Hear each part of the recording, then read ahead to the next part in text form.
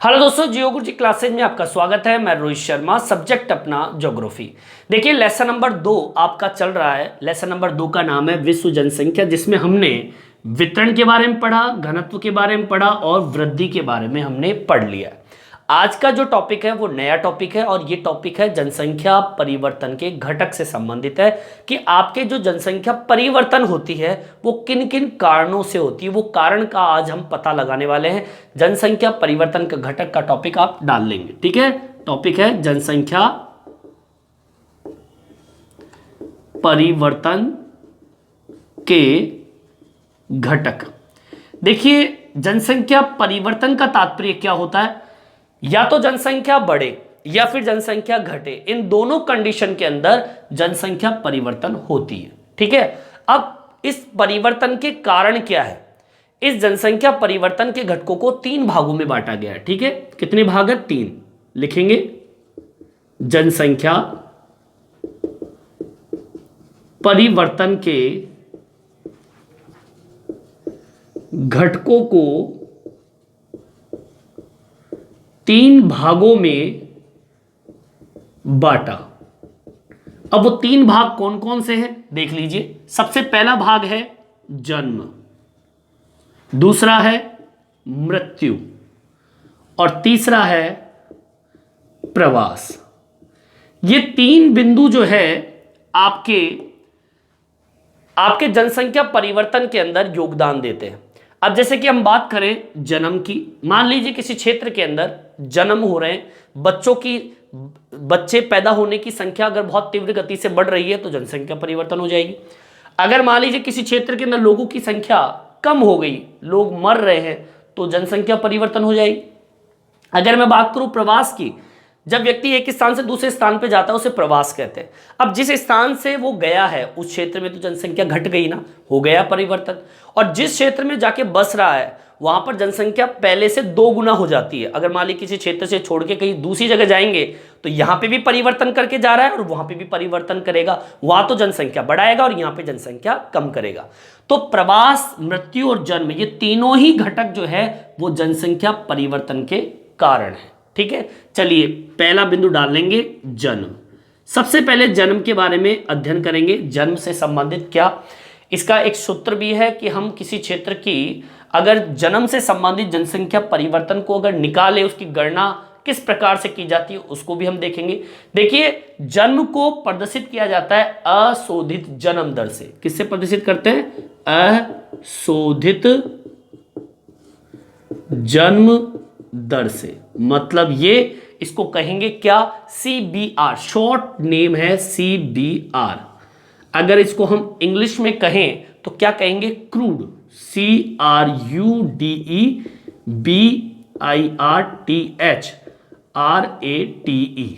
मतलब crude birth rate, मतलब अशोधित जन्म दर, CBR का फुल नेम हो गया है, ठीक है। अब इसका मतलब क्या होता है ये भी सुन लीजिए कि जन्म से मतलब जनसंख्या परिवर्तन से किस प्रकार से जुड़ा है। भाई जन्म मतलब अगर बच्चे पैदा हो रहे हैं तो जनसंख्या परिवर्तन तो होगा ही होगा, क्योंकि वहां पर उस क्षेत्र के अंदर जनसंख्या बढ़ रही है। तो इसको किस तरीके से प्रदर्शित करते हैं तो सुनिए। अशोधित जन्म दर को, ठीक है, अशोधित जन्म दर को प्रति 1000 स्त्रियों द्वारा, ठीक है, प्रति 1000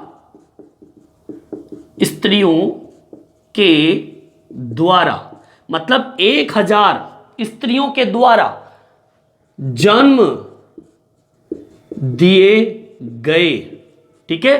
कितने बच्चों को जन्म दिया? जन्म दिए गए जीवित बच्चे, मतलब मरे हुए नहीं होने चाहिए, जीवित बच्चे। दोबारा सुनिए, अशोधित जन्म दर को प्रति 1000 स्त्रियों के द्वारा जन्म दिए गए जीवित बच्चों के रूप में व्यक्त किया जाता है, ठीक है। जीवित बच्चों के रूप में व्यक्त किया जाता है। ये इसकी डेफिनेशन मान लीजिए, परिभाषा मान लीजिए। ये कहना चाहता है आपको कि अशोधित जन्म दर CBR होता क्या है। अशोधित जन्म दर का अर्थ होता है कि प्रति 1000 स्त्रियों के द्वारा, मतलब 1000 स्त्रियां हैं उनके द्वारा जब बच्चों को जन्म दिया गया तो वो जीवित बच्चों का जो अनुपात है उस रूप में जो व्यक्त किया जाता है तो अशोधित जन्म दर कहलाएगा। अब ये जो जन्म हो रहा है बच्चों का, ये जन्म ही जनसंख्या परिवर्तन में योगदान देता है। भाई बच्चे पैदा होंगे तो आपकी जनसंख्या उस क्षेत्र में बढ़ेगी ही बढ़ेगी, ठीक है। अब इसकी गणना का एक सूत्र है, क्या लिखेंगे? अशोधित जन्म, ठीक है, अशोधित जन्म दर की गणना। अब उसका एक सूत्र है, वो सूत्र क्या है सुन लीजिए। अशोधित जन्म दर बराबर, अब सुनिए क्या कह रहा। सबसे पहले किसी वर्ष विशेष में जीवित बच्चों का जो जन्म संख्या है उसको लेंगे पहले तो, ठीक है। किसी वर्ष विशेष में जीवित जन्म मतलब कितने बच्चे, कोई विशेष एक वर्ष ले लीजिए, कोई साल ले लीजिए, उस साल का अनुपात के आधार पर हम इस जन्म दर, अशोधित जन्म दर को निकालते हैं। मतलब ये मान लीजिए कि 22 ले लीजिए, पिछला 22 ले लीजिए, 2022। अब 2022 के अंदर पहले तो पूरा रिपीट कर, इसको मैं पूरा कंप्लीट करता हूं फिर मैं बताऊंगा। अब किसी वर्ष विशेष में जीवित जन्म हो गया। अब किसी क्षेत्र विशेष में, किसी क्षेत्र विशेष में, अब कोई क्षेत्र है उस विशेष क्षेत्र को आप डिसाइड कर लीजिए, भाई इस क्षेत्र का मेरे को जन्म दर निकालना है। तो किसी क्षेत्र विशेष में वर्ष के मध्य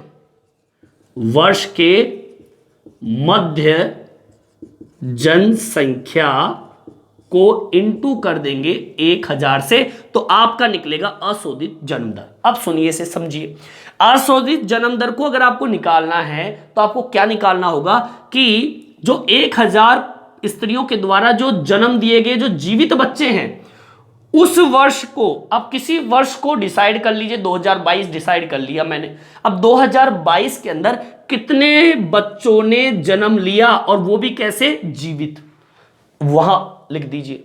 अब दूसरा नीचे आ जाइए। अब किस क्षेत्र को आपने डिसाइड किया है, उस क्षेत्र विशेष में वर्ष के मध्य जनसंख्या, मतलब जिस क्षेत्र को आपने डिसाइड किया है उस क्षेत्र का उस वर्ष में जो आपने ऊपर डिसाइड किया है उस वर्ष में कितनी जनसंख्या मौजूद थी, उस जनसंख्या को आप नीचे लिख दीजिए इंटू 1000। मतलब कितने बच्चों ने जन्म लिया, ठीक है, ऊपर लिख देंगे। यहां पे लिख देंगे उस क्षेत्र की कितनी जनसंख्या थी उस वर्ष में, नीचे लिख दीजिए इंटू 1000 कर देंगे तो आपका अशोधित जन्म दर निकल जाएगा। समझ में आ गया? ठीक है, चलिए ये कंप्लीट होता है जन्म के बारे में। कुल मिला के अगर बच्चे पैदा हो रहे हैं तो जनसंख्या परिवर्तन होगा, ठीक है। चलिए यहां तक आप उतार लीजिए।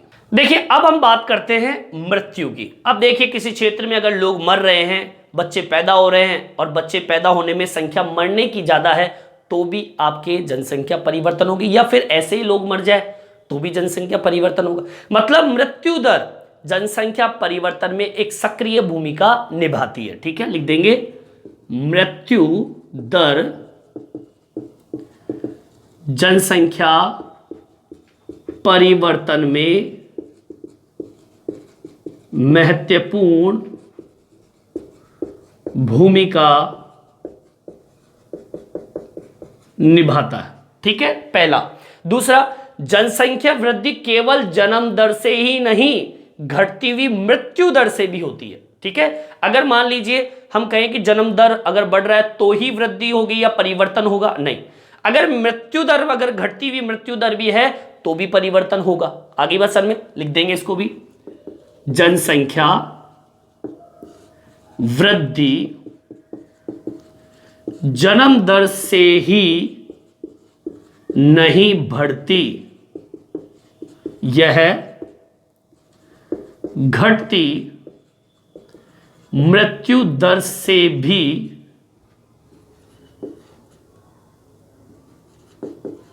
जनसंख्या परिवर्तन का कारण बनती है। आगे वचन में कहना यह चाहता है कि जनसंख्या में जो वृद्धि हो रही है, परिवर्तन हो रहा है, वो जन्म दर से ही नहीं होती है, वो घटती हुई मृत्यु से भी जनसंख्या में परिवर्तन हो सकता है। चलिए अब हम बात करते हैं, जो मैंने आपको जन्म दर के बारे में बताया वैसे ही हम मृत्यु दर की बात कर लेते हैं। अशोधित मृत्यु दर, ठीक है, अशोधित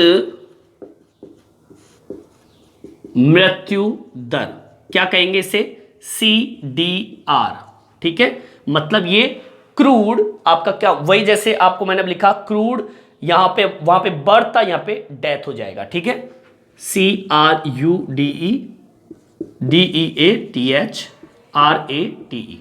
ठीक है, क्रूड डेथ रेट को। अब देखिए अशोधित जो मृत्यु दर होती है जिसे हम CDR कहते हैं, ये क्या कहना चाहता है, ये कहता है कि ये तो अगर आप अशोधित मृत्यु दर है जो वो किसी क्षेत्र के अंदर मृत्यु दर को मापने की एक सरल इकाई है, पहली चीज तो क्या, अशोधित मृत्यु दर, ठीक है, लिख देंगे इसको भी, अशोधित मृत्यु दर, क्या बोला मैंने, अशोधित मृत्यु दर किसी क्षेत्र में मृत्यु दर का, ठीक है, किसी क्षेत्र का मृत्यु दर मापने की सरल विधि, मान लीजिए विधि है। अगर आपको किसी क्षेत्र के अंदर मृत्यु दर की स्थिति को पता करना है तो अशोधित मृत्यु दर है, यह एक बिल्कुल सरल तरीका है ज्ञात करने का।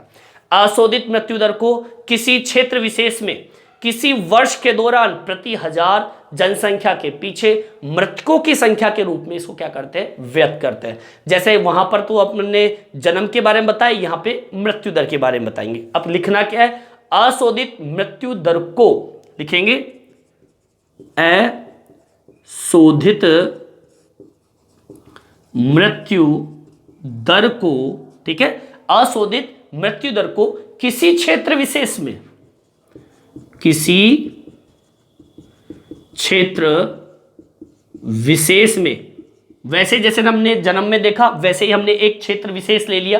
अब इसमें क्या करना है, किसी वर्ष के दौरान, किसी वर्ष के दौरान, वही चीज बता रहा है, पहले हमने किसी क्षेत्र को डिसाइड कर लिया, फिर हमने वर्ष को भी डिसाइड कर लिया, तो किसी क्षेत्र विशेष में किसी वर्ष के दौरान प्रति हजार जनसंख्या के पीछे, प्रति हजार जनसंख्या के पीछे, किसके बारे में, मृतकों की संख्या, मृतकों की संख्या के रूप में क्या करते हैं, व्यक्त करते हैं। रिपीट कर रहा हूं, दोबारा सुन लीजिए। अगर आपको मृत्यु दर को निकालना है, क्योंकि मृत्यु जो है वो जनसंख्या परिवर्तन में एक विशेष योगदान देता है, किस प्रकार से देता है सुन लीजिए। अशोधित मृत्यु दर जिसे हम CDR कहते हैं, क्रूड डेथ रेट, किसी क्षेत्र का मृत्यु दर मापने की एक सरल विधि मानी जाती है अशोधित मृत्यु दर को। अशोधित मृत्यु दर को अब कैसे ज्ञात किया जाता है, ये कह रहा है पहले तो किसी क्षेत्र विशेष को ले लीजिए, फिर किसी वर्ष विशेष के दौरान देख लीजिए, ठीक है, वही बात है, कोई क्षेत्र डिसाइड कीजिए और किसी वर्ष को ले लीजिए, फिर कह रहा है प्रति हजार संख्या के पीछे कितने लोग मर गए उसकी संख्या के रूप में इसको व्यक्त करते हैं। इसकी गणना का सूत्र क्या है देख लीजिए, अशोधित मृत्यु दर की गणना। अब देखिए गणना किस प्रकार से, जैसे उसका किया वैसे इसका करेंगे। कैसे लिखेंगे, अशोधित मृत्यु दर, ठीक है। अब किसी वर्ष विशेष में मृतकों की संख्या, वहां पे अपन ने क्या लिखा था, जन्म हुए बच्चों की संख्या, ठीक है, लिखेंगे किसी वर्ष विशेष में मृतकों की संख्या, ठीक है। और नीचे क्या लिखना है, उस वर्ष के मध्य में अनुमानित जनसंख्या, जैसे वहां पे भी अपन ने जनसंख्या लिखी है, उस वर्ष में अनुमानित जनसंख्या इंटू 1000, तो आपका अशोधित मृत्यु दर निकल के आ जाएगा। वही बताना है भाई, हमको भी किसी वर्ष को डिसाइड कर लीजिए, उस वर्ष के अंदर कितने लोग मरे हैं ऊपर लिख देंगे, और नीचे उस क्षेत्र की अनुमानित जनसंख्या कितनी थी उस समय, या हम लिख सकते हैं उस वर्ष के मध्य में, उस वर्ष के मध्य लिख लीजिए, उस वर्ष के मध्य में अनुमानित जनसंख्या कितनी थी नीचे लिखेंगे और इंटू 1000 कर देंगे। कहने का मतलब ये हो गया कि जन्म और मृत्यु दोनों ही जनसंख्या परिवर्तन के अंदर अहम भूमिका निभाने का कार्य करता है। ठीक है, दोनों कंप्लीट होते हैं। अब हम बात करते हैं प्रवास की। ठीक है, चलिए यहां तक आप उतार लीजिए। देखिए प्रवास किससे कहते हैं, बिल्कुल सिंपल सा है, जब व्यक्ति एक स्थान से दूसरे स्थान पे जाता है तो उसे हम क्या कहते हैं, प्रवास। ठीक है, लिख देंगे, जब व्यक्ति एक स्थान से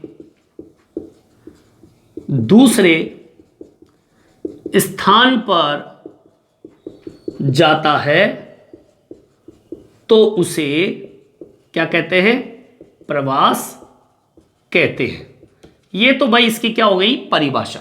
सीधी सी सिंपल सी बात है, जब कोई व्यक्ति अपने स्थान को छोड़ के कोई दूसरी जगह चला गया, आप गांव से शहर में आते हैं कमाने के लिए और यहां पर आके बस जाओ तो उसे हम क्या कह देंगे, प्रवास कह देंगे। जब व्यक्ति एक स्थान से दूसरे स्थान पर जा रहा है तो प्रवास कहलाता है। अब देखिए इसमें दो परिभाषा निकल के आती है, एक उद्गम स्थान, ठीक है, एक तो आता है उद्गम स्थान, एक होता है गंतव्य स्थान। दो स्थान इसमें निकल के आते हैं, एक जहां से वो निकला है और एक जहां पर वो पहुंचा है।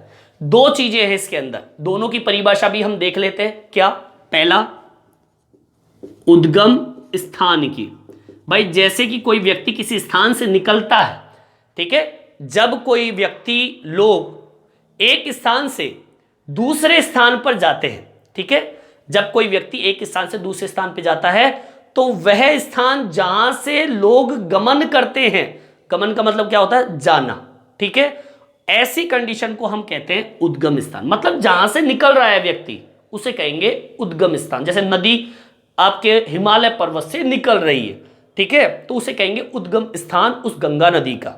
आगे बात समझ में लिख देंगे, जब व्यक्ति किसी एक स्थान से निकलता है, ठीक है, जब व्यक्ति किसी एक स्थान से क्या करता है, निकलता है, ठीक है, वह स्थान क्या कहलाएगा, उद्गम स्थान। या फिर हम कहेंगे जहां से लोग गमन करते हैं, ऐसे भी लिख सकते हैं, वह स्थान जहां से लोग गमन करते हैं क्या कहलाएगा, उद्गम स्थान कहलाता है। आगे बात समझ में, मतलब वह स्थान जहां से लोग गमन करते हैं, निकलते हैं, वही स्थान उद्गम कहलाएगा। या फिर जब कोई व्यक्ति किसी स्थान से निकल रहा है, ठीक है, मतलब निकलना आपका उद्गम स्थान हो गया। अब दूसरी बात कर लेते हैं, गंतव्य स्थान। बिल्कुल सिंपल सी बात है, यहां से वो निकला है, ठीक है, अब क्या कह रहा है, जिस स्थान से आगमन करते हैं, जिस स्थान से क्या करते हैं, आगमन, वही कहलाता है गंतव्य स्थान। आगे बात समझ में, जिस स्थान से आगमन करते हैं, मतलब आप जिस क्षेत्र से गए हो, जिस क्षेत्र से आप क्या गए हो, मान लीजिए मैं दौसा राजस्थान या फिर जयपुर जिले को छोड़कर किसी स्थान पर गया, तो जिस स्थान से मैं गया हूं, ठीक है, आगमन इसे कहेंगे, आगमन करते हैं वह गंतव्य स्थान कहलाता है। बिल्कुल सिंपल सी परिभाषा है। दोबारा रिपीट कर रहा हूं, वह स्थान जहां से लोग गमन करते हैं उद्गम कहलाएगा, जिस स्थान से आगमन करते हैं वह कहलाएगा गंतव्य स्थान। ठीक है, आगे बात समझ में, चलिए आगे की ओर बढ़ते हैं।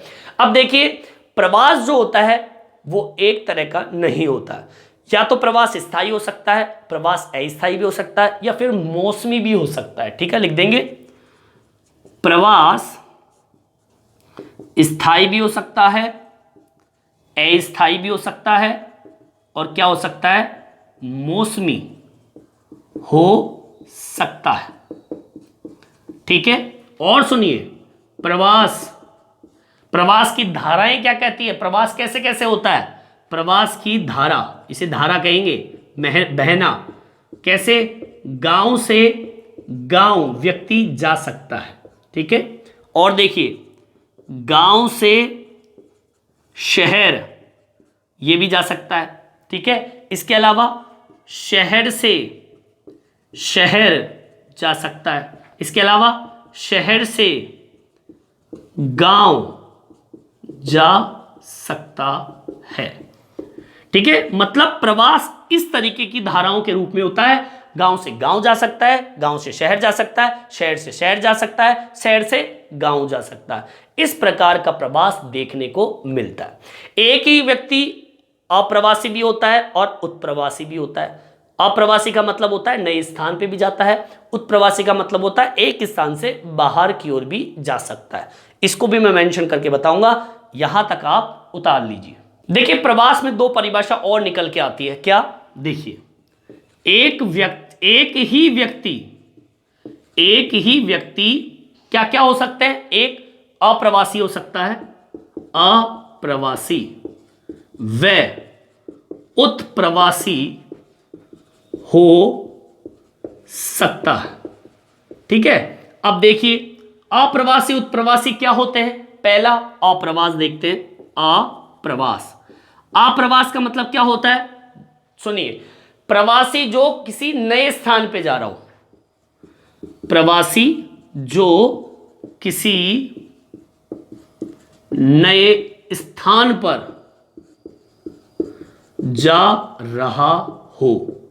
आगे बात समझ में, अगर कोई प्रवासी किसी नए स्थान पे जाता है तो कहलाएगा अप्रवास। अब देखिए, उत्प्रवास क्या होता है। देखिए, उत्प्रवास होता है जब प्रवासी एक स्थान से बाहर की ओर चला जाता है। प्रवासी जो किसी एक स्थान से बाहर की ओर चला जाता है। आगे बात समझ में, यहां पर तो नए स्थान पे जा रहा है और ये क्या कह रहा है, किसी एक स्थान से बाहर की ओर चला जाए, उस कंडीशन को हम क्या कहते हैं, उत्प्रवास। तो ये दोनों परिभाषा आपके समझ में आ गई। अब देखते हैं प्रवास को प्रभावित करने वाले कारक।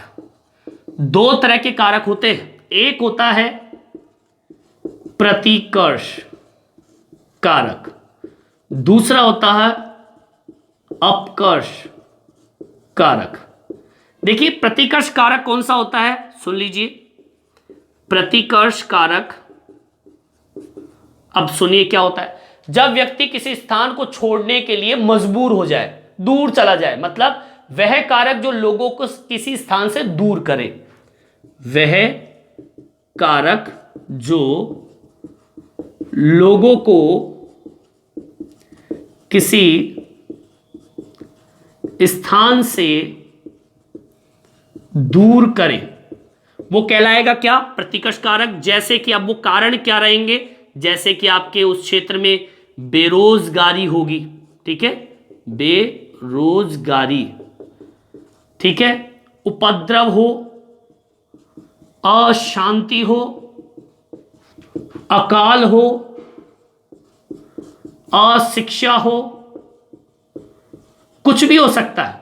ठीक है, जो स्थिति बेकार है, हम कह सकते हैं बेरोजगारी, राजनीतिक उपद्रव, प्रतिकूल जलवायु, प्राकृतिक विपदाएं, आपदाएं, महामारी, ये सारे के सारे कारक, जैसे कि बेरोजगारी, उपद्रव, अशांति, ठीक है, इसके अलावा अकाल हो सकता है, ठीक है, अशिक्षा हो सकती है, ठीक है, विषम जलवायु हो सकती है। ठीक है, ये कारक व्यक्ति को उस स्थान से दूर करता है, इसलिए व्यक्ति प्रवास कर जाता है। दूसरा अपकर्ष कारक, ये कारक होते हैं जो लोगों को अपनी ओर आकर्षित करता है। लिख देंगे, वह कारक जो लोगों को अपनी ओर क्या करे, आकर्षित करे। अब वो कारक सुन लीजिए जैसे कि, अब इसका ठीक उल्टा, रोजगार मिले, ठीक है, शांति हो, ठीक है, इसके अलावा आपके शिक्षा की स्थिति मजबूत हो, सम जलवायु हो। आगे वसन में ये सारे के सारे कारक, ये सारे के सारे कारक अनुकूल, जैसे कि अनुकूल स्थिति में है, अनुकूल जलवायु हम कह सकते हैं। मतलब अगर अच्छी कंडीशन उस क्षेत्र की है, अच्छी दशा है, रहन सहन की स्थिति बहुत बढ़िया है, तो वो क्षेत्र लोगों को अपनी ओर आकर्षित करेगा। ये कंडीशन तो व्यक्ति को दूर भगा रहा है, ये कंडीशन लोगों को अपनी ओर आकर्षित कर रहा है। ये दोनों ही कारक प्रवास को प्रभावित करने वाले कारक है। इस प्रकार से अपना ये टॉपिक कंप्लीट होता है। आज हमने पढ़ा जनसंख्या परिवर्तन के घटकों के बारे में, बहुत इजी, सिंपल और लगा लीजिए वेरी मोस्ट। एग्जाम में ज्यादातर ये क्वेश्चन आता है। इस वीडियो में इतना ही। ये वीडियो आपको कैसा लगा कमेंट्स करके जरूर बताएं और मेरे चैनल को सब्सक्राइब जरूर से जरूर करें, जिससे नए नए वीडियो आप तक पहुंचा सकूं। धन्यवाद।